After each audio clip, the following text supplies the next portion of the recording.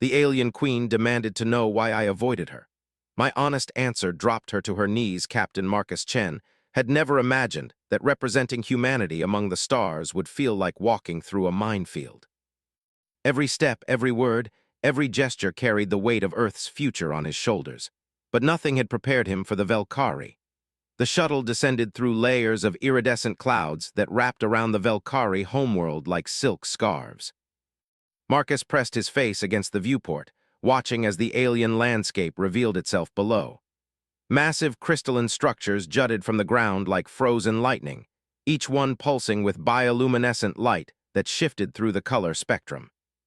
Between these towers stretched what looked like geometric gardens, perfectly symmetrical patterns of vegetation that hurt to look at for too long. Everything about this place screamed order, precision, and something fundamentally inhuman. "First contact protocols, people," Ambassador Elizabeth Reeves said from across the shuttle's cabin. She was a stern woman in her 50s, her gray hair pulled back so tightly it seemed to stretch her face. "We smile, we bow, we accept whatever hospitality they offer. Earth needs this alliance. The Velkari control 17 star systems and have technology centuries beyond ours. Do not screw this up." He'd been chosen for this mission because of his background in xenobiology and his calm demeanor under pressure.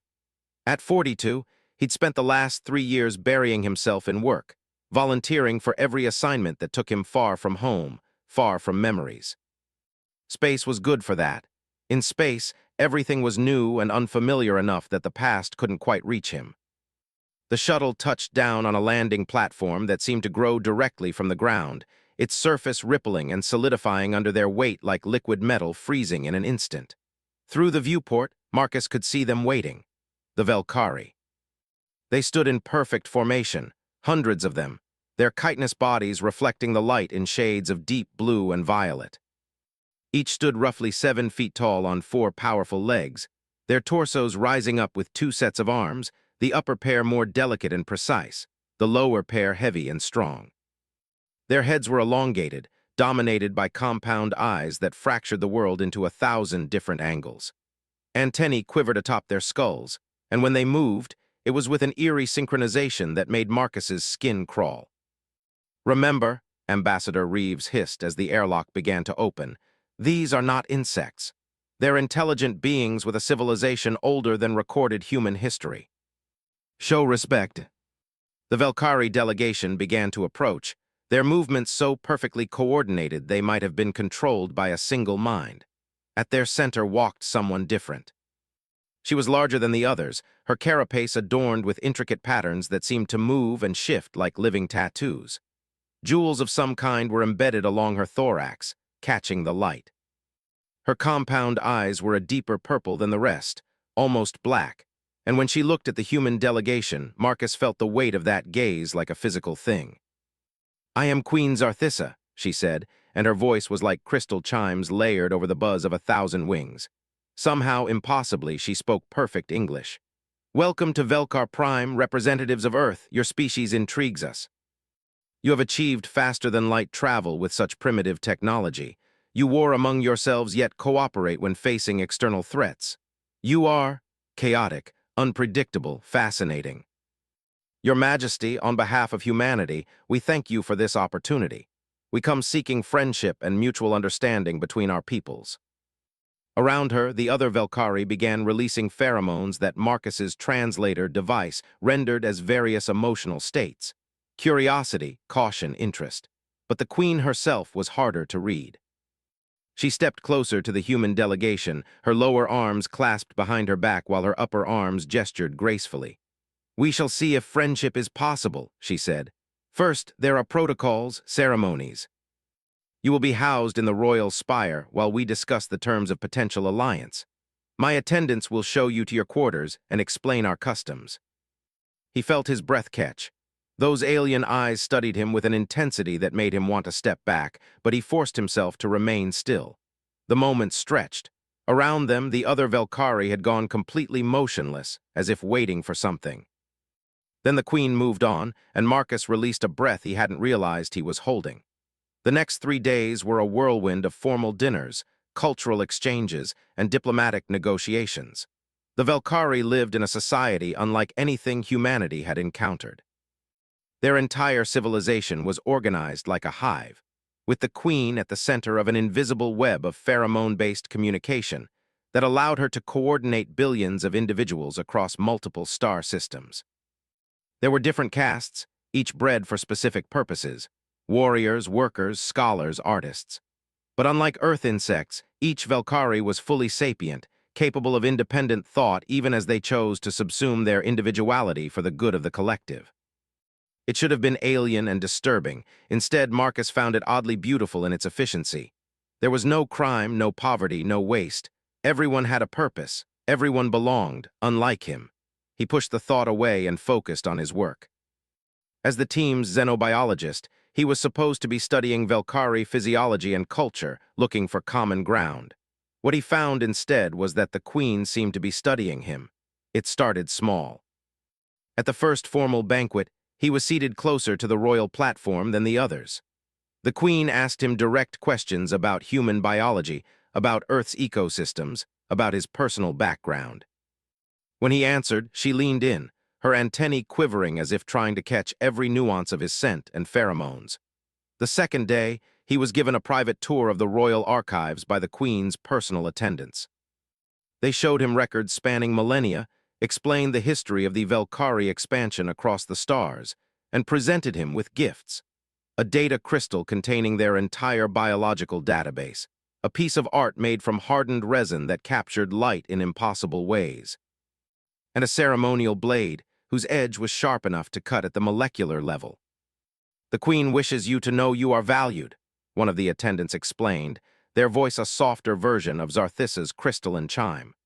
By the third day, the other members of the diplomatic team were shooting him envious glances. Ambassador Reeves pulled him aside in the corridor outside their quarters. "Whatever you're doing, keep doing it," she said. "The Queen is clearly interested in you specifically. This could be exactly the inn we need." Some of their species form special bonds with individuals from other races. If she's chosen you as some kind of cultural liaison, we need to nurture that relationship. I'm here to study their biology, not to become someone's pet project. We've got 3 other spacefaring species in our local cluster, 2 of whom see us as potential resources to be exploited.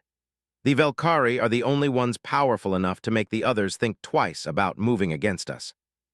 If the Queen wants to play favorites, you smile and say thank you. Are we clear?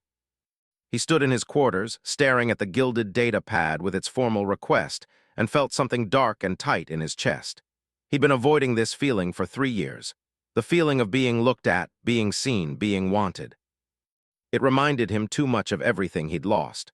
Of lazy Sunday mornings and shared coffee and the way Sarah used to look at him across a room like he was the only person who existed. Marcus sent a polite decline through the attendant. "Please convey my apologies to Her Majesty. I'm not feeling well this evening." Marcus claimed he needed to review the biological data they'd given him. The morning after that, another invitation. He said he was preparing a report for Earth. By the end of the week, Marcus had declined 7 separate invitations, and his fellow diplomats were staring at him like he'd lost his mind. "What are you doing?" Dr. James Park hissed at him during a break in negotiations. "Do you have any idea how many people would kill for this opportunity? The Queen of the most powerful empire in this sector is personally interested in you, and you're ghosting her like some bad Tinder date." How could he tell them that every time he thought about sitting across from the Queen, about being the focus of that intense alien attention, he felt like he was betraying something sacred? It was irrational. Sarah was gone, he knew that. But the idea of forming any kind of bond, even a diplomatic one, felt like stepping across a line he wasn't ready to cross. So he avoided her. He took different routes through the palace. He buried himself in data analysis. He made himself scarce, and the Queen noticed. The shift in atmosphere was subtle at first. The Velkari attendants became cooler, more formal. The negotiations, which had been proceeding smoothly, suddenly hit roadblocks over minor technical details. Ambassador Reeves's face grew more pinched with every passing day. Then came the grand banquet on the 14th day of their visit. It was meant to be a celebration, the prelude to signing a formal alliance treaty. The entire diplomatic corps from 3 different species was present. along with what seemed like every important Velkari in the system. The hall was massive, its walls made of that same living crystal that pulsed with bioluminescent light, now synchronized to create a breathtaking display of color and pattern. Marcus sat with his team, picking at food that had been specially prepared to be compatible with human biochemistry. Around them, the Velkari dignitaries communicated in pheromone and gesture, creating an atmosphere thick with meaning he couldn't quite parse. Then Queen Zarthissa rose from her throne. The entire hall fell silent. Every Velkari froze in place, and even the other alien species stopped their conversations to watch.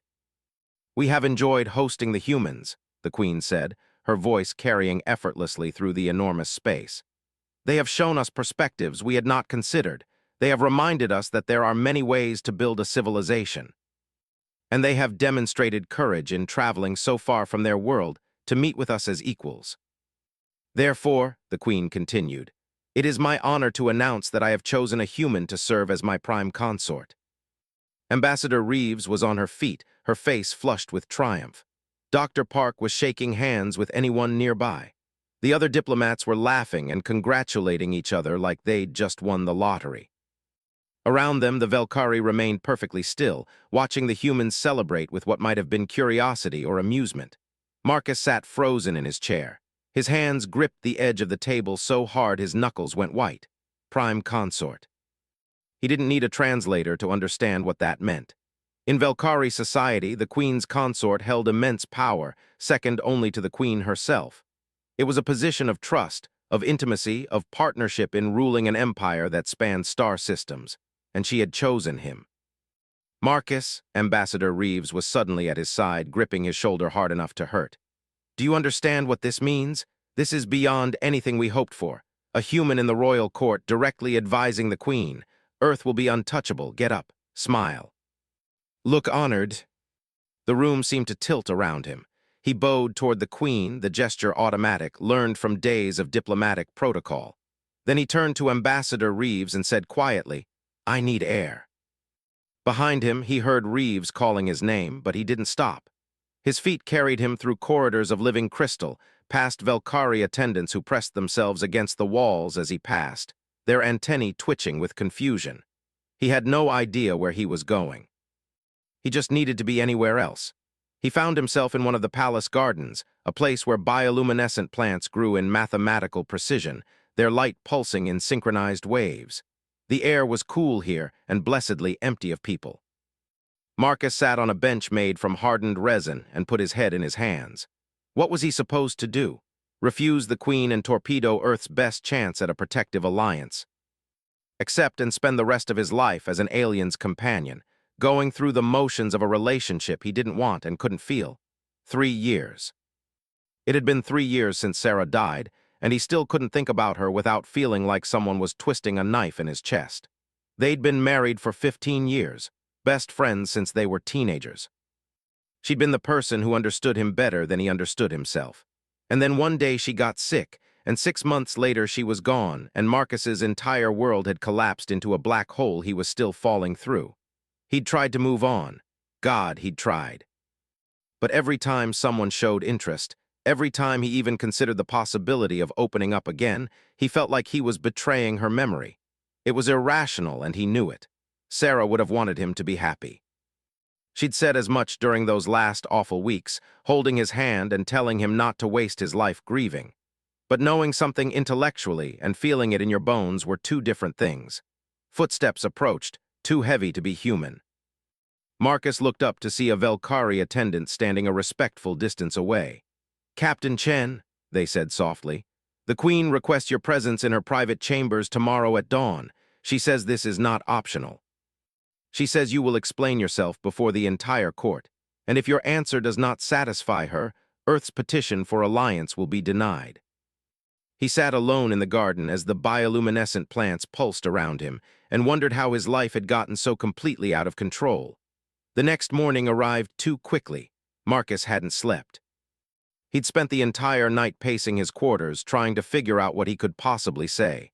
Ambassador Reeves had come to his door at midnight, alternating between pleading and threatening.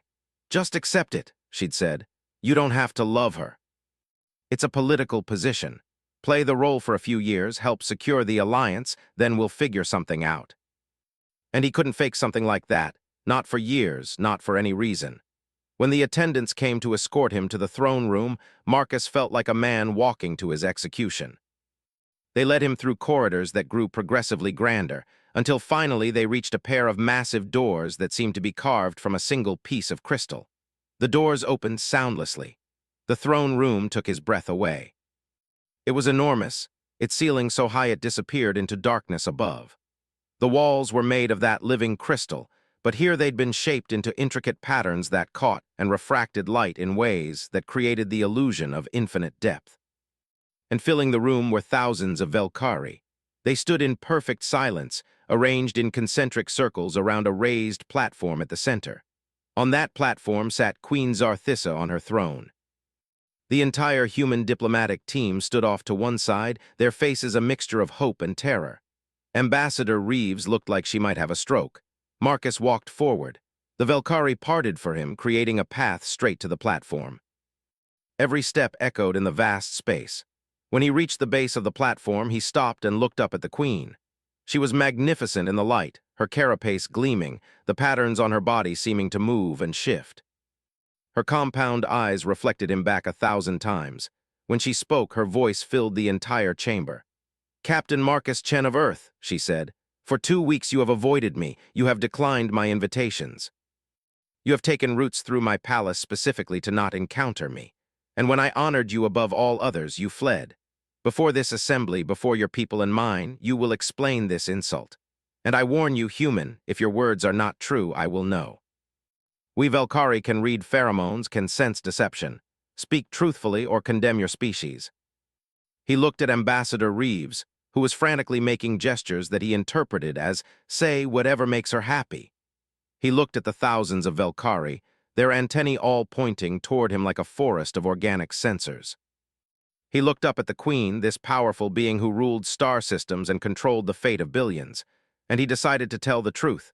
"Your Majesty," he began, his voice sounding small in the enormous space, "you honor me beyond anything I deserve. To be chosen by you, to be offered a position of such importance in your society, it's more than any human has ever been offered by another species. I understand what you're giving me. I understand what it means. And I can't accept it because I'm still in love with someone else. Bring this rival before me," the Queen demanded. "I will demonstrate my superiority. I will show you why I am the better choice. No female of your species can offer what I can offer." Her name was Sarah. We were married for 15 years. She died 3 years ago from an illness our medicine couldn't cure, and I'm not ready to let her go. I don't know if I ever will be. The Queen stared at him, and Marcus couldn't read her alien expression. The silence stretched so long he thought he might break under it. "She is dead," the Queen finally said, her voice softer than before. "And yet you refuse me for a memory. I know it doesn't make sense to you. I know in your society, feelings are secondary to logic and the good of the collective. I know you choose consorts based on genetics and political advantage, not love. But humans are different. We're messy and emotional and irrational. And when we love someone, really love them, it doesn't just go away when they die. It stays with us. It becomes part of who we are. I've tried to move on. I've thrown myself into work. I've traveled halfway across the galaxy hoping distance would make it hurt less. But it doesn't. And I won't dishonor Sarah's memory by pretending to feel something I don't, even if it costs Earth this alliance. I won't use you like that, Your Majesty. You deserve better than someone who's just going through the motions." She laughed at my terrible jokes. She knew exactly what I needed when I was stressed or sad or scared. We weren't just married, we were best friends. And I miss her so much it feels like there's a hole in my chest that nothing can fill. But because every time someone looks at me the way you look at me, every time someone wants something from me that I can't give, I feel like I'm betraying the only person I ever truly loved. And I can't do it. I'm sorry. Court me, exile me, deny Earth the alliance, I understand. But I can't lie about this. He might be tried for treason when he got back to Earth, but at least he'd told the truth. Then Queen Zarthissa did something that shocked everyone in the room. She rose from her throne. Her 4 legs carried her down from the platform, each step deliberate and slow. She approached Marcus, her massive form towering over him, and then she began to lower herself.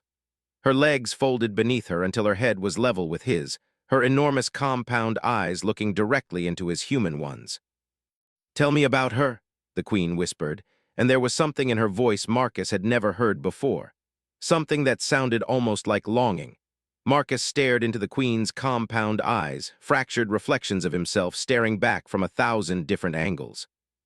The entire throne room held its breath. Thousands of Velkhari stood motionless, their antennae quivering with focused attention. The human delegation looked like they might faint. And here was the most powerful being in 17 star systems, kneeling before him, asking about his dead wife. "I don't understand," Marcus said quietly. "Tell me about Sarah," Queen Zarthissa repeated. "You loved her." "I want to understand what that means." "We met when we were 16, he began, his voice barely above a whisper. "She sat behind me in biology class and kept making these terrible puns about mitosis. I thought she was annoying at first, but she just kept at it until I laughed. After that, we were inseparable. She'd reorganize my entire book collection by color just to mess with me. She'd leave little notes hidden in my pockets for me to find later.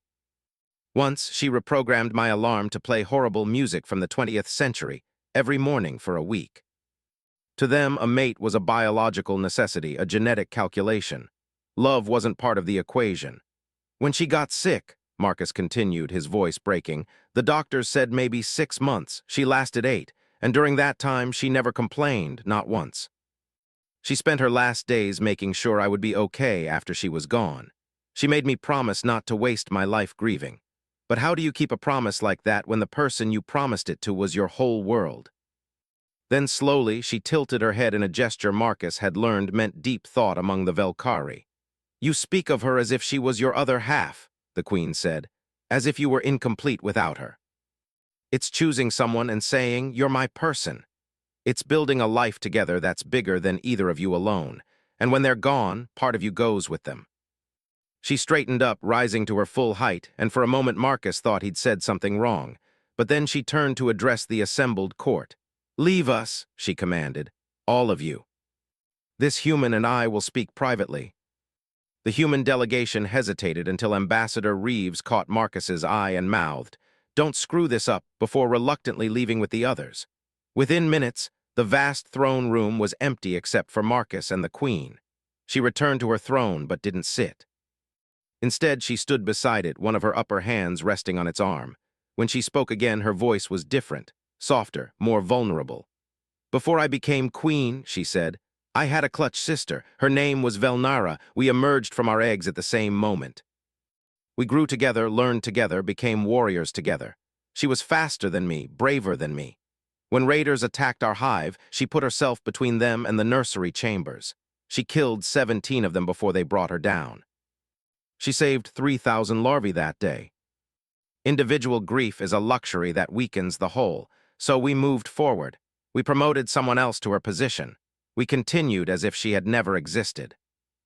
Every single day for 43 cycles, I have thought about my sister, about her courage, about the way she used to challenge me to races across the crystal fields, about how she was the only one who ever beat me in combat trials. And I have told no one because to speak of such things is to show weakness. A queen cannot be weak. This is not weakness. It takes courage to let yourself feel that pain instead of burying it.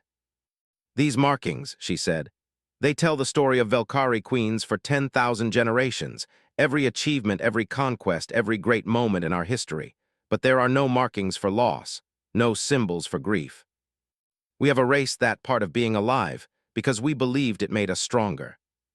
You carry your pain openly and still function, still work, still care about others. How?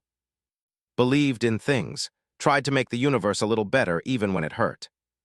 We have forgotten what it means to be whole beings instead of just parts of a collective." They talked about human emotions, about grief and joy and love and loss.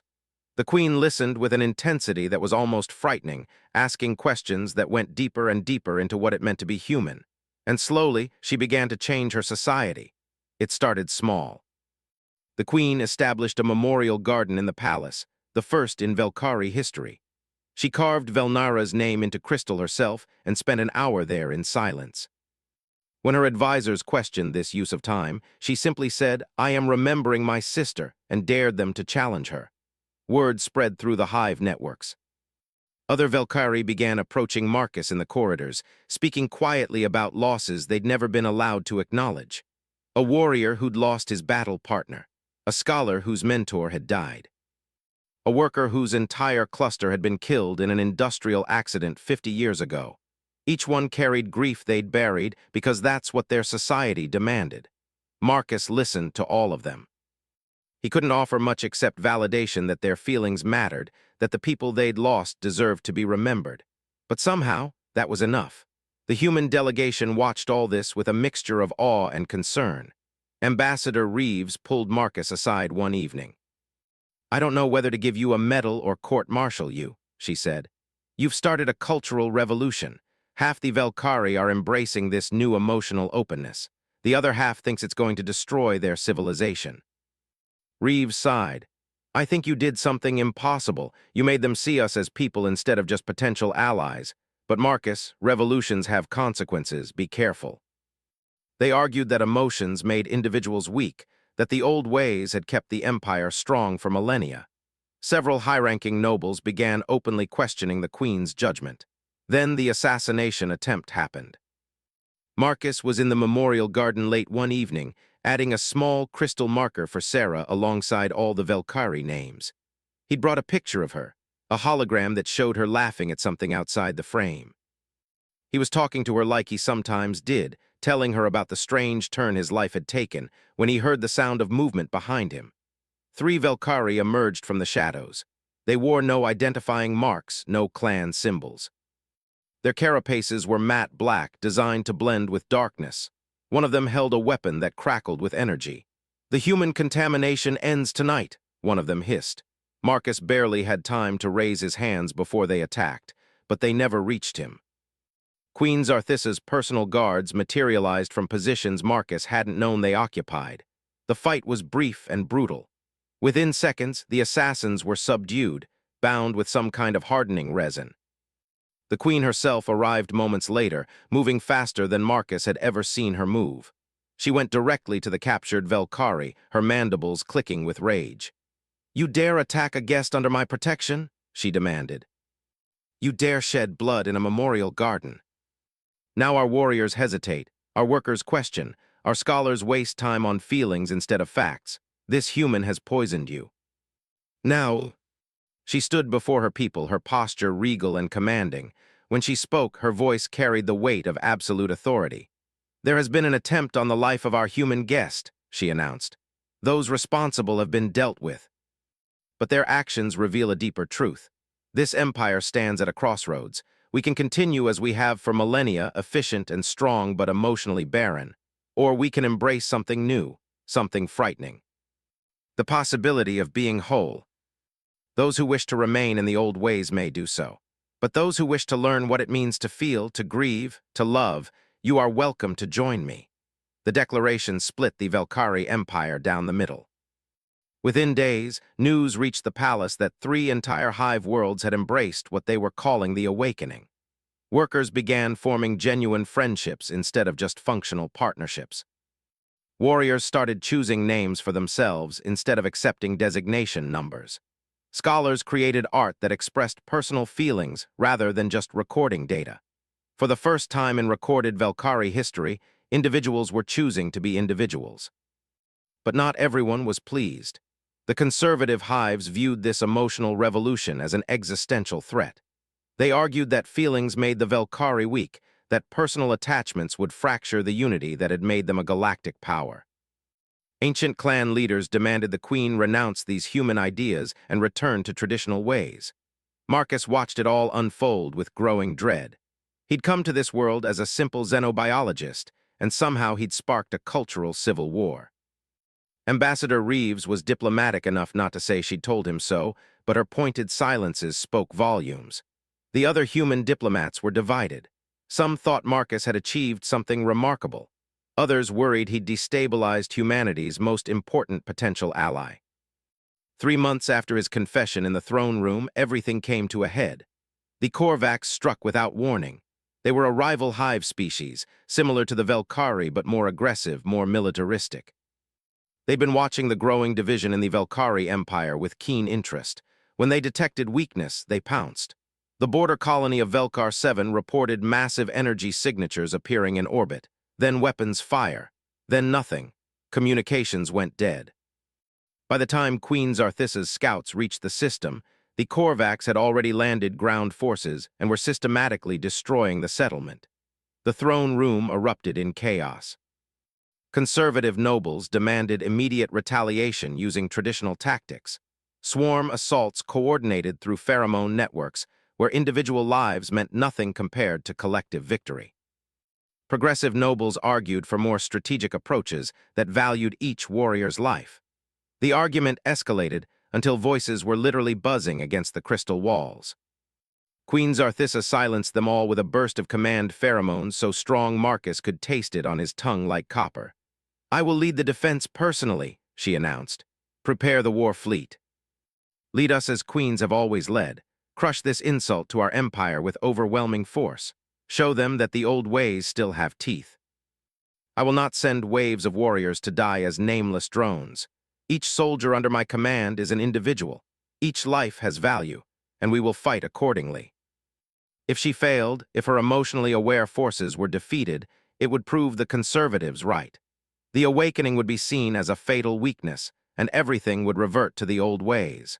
Worse, Marcus was scheduled to be on a supply ship heading to Velkar 7.